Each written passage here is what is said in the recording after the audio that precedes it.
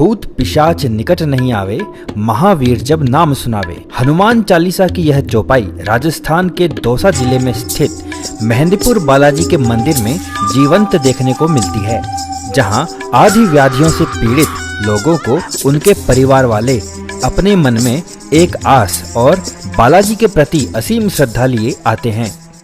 इन व्याधियों को आधुनिक भाषा में कहें तो नेगेटिव एनर्जीज, जो हर समय हर जगह मौजूद होती है। हमारे जीवन के नकारात्मक पहलू इन्हीं नेगेटिव एनर्जीज का ही परिणाम होते हैं, और जब ये नेगेटिव एनर्जी किसी मानव शरीर को अपना घर बना ले तो उससे जो व्याधियां उत्पन्न होती हैं उससे तो मृत्यु भी भली लगती है। लेकिन जब आपके रक्षक सकारात्मक ऊर्जाओं के महासागर स्वयं महाबली हनुमान हो तो फिर भय कैसा। अपने देश में सैकड़ों नहीं, हजारों नहीं, बल्कि लाखों श्रद्धालु आपको मिल जाएंगे जो ये दावा करते हैं कि मेहंदीपुर बालाजी की शरण में जाने के बाद वे या उनके परिवार के किसी सदस्य को नया जीवन मिला है।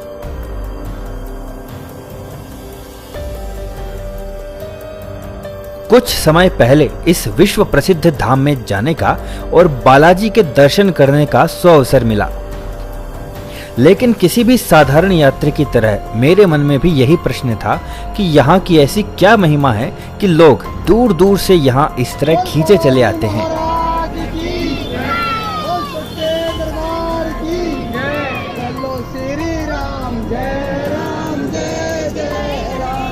लेकिन हर सवाल का जवाब शब्दों में नहीं होता, कुछ सवालों के जवाब अनुभव में ही छिपे होते हैं। पीड़ितों की व्याधियां ऐसी भयावह कि पीड़ित लोग यहाँ स्थित हनुमान जी के मुखमंडल की छवि तक को सहन नहीं कर पाते।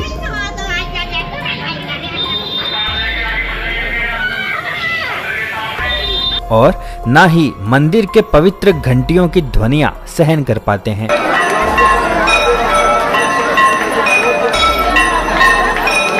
उनकी दिल दहला देने वाली चित्कारें जब कानों में पड़ती हैं तो पूरा शरीर भय से सिहर जाता है।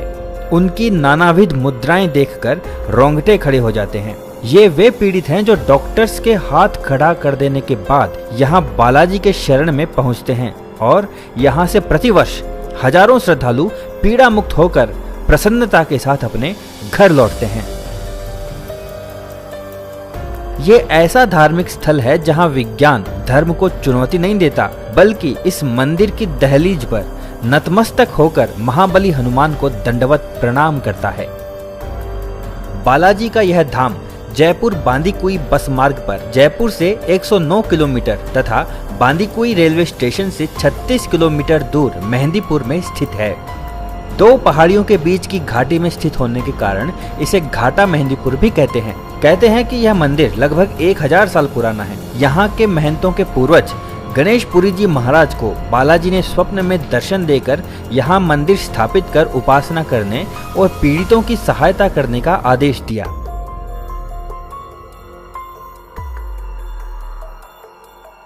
इस तरह यहाँ मंदिर की स्थापना हुई, जहाँ बालाजी नित्य नए चमत्कारों से भक्तों को पीड़ा मुक्त करते हैं।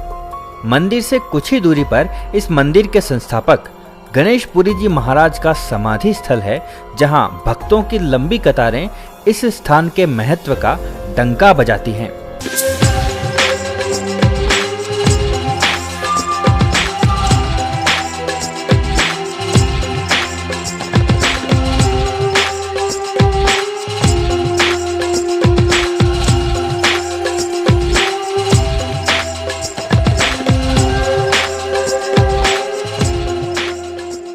इस समय आप मेरे पीछे जो देख रहे हैं वो समाधि स्थल है गणेशपुरी जी महाराज के। यहाँ पर जलेबी का भोग लगाया जाता है बाबा को मनाने के लिए, और यहाँ जो परिक्रमा लगाता है उनकी मनोकामना पूर्ण की जाती है, और बालाजी का जल यहीं पे मिलता है।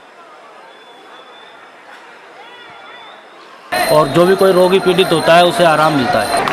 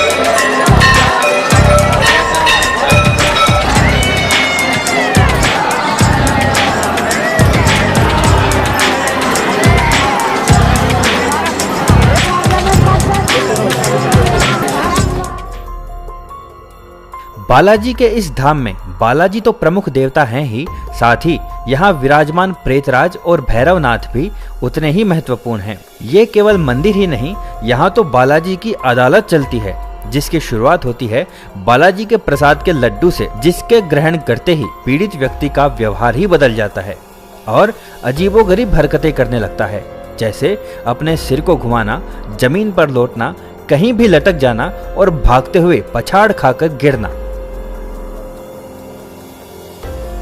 बालाजी की इस अदालत में भैरवनाथ अपराधी प्रेतों और बुरी आत्माओं को बंदी बनाते हैं। इन बुरी आत्माओं की सुनवाई बालाजी के समक्ष होती है। उसके बाद उस बंदी को मंदिर में पीछे की तरफ पहाड़ी की गोद में बने प्रेतराज के मंदिर में ले जाया जाता है, जहां इन बुरी आत्माओं को प्रेतराज सजा देते हैं।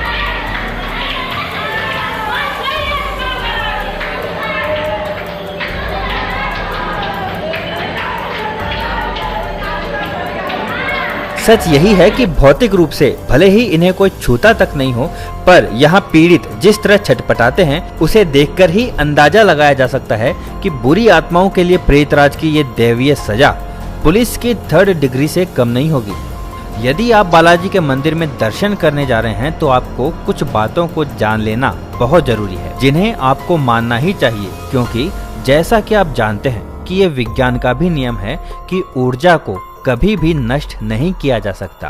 साथ ही भगवान श्री कृष्ण ने भी कहा है कि आत्मा को किसी भी प्रकार से नष्ट नहीं किया जा सकता, चाहे वो सकारात्मक हो या नकारात्मक। इसलिए यहाँ भी नेगेटिव ऊर्जा से पीड़ितों को तो मुक्त किया जा सकता है, लेकिन वे ऊर्जाएं निकलकर यहाँ वातावरण में फैल जाती हैं। इसलिए यहाँ पीड़ितों से निकली अनगिनत नकारात्मक ऊर्जाओं से खुद को सुरक्षित रखना है, तो आपको इन बातों का ध्यान रखना ही चाहिए। जब भी आप मंदिर से बाहर निकलें तो पीछे मंदिर की तरफ मुड़कर ना देखें। मंदिर के आसपास ना ही किसी से बात करें और ना ही किसी को छूने का प्रयास करें।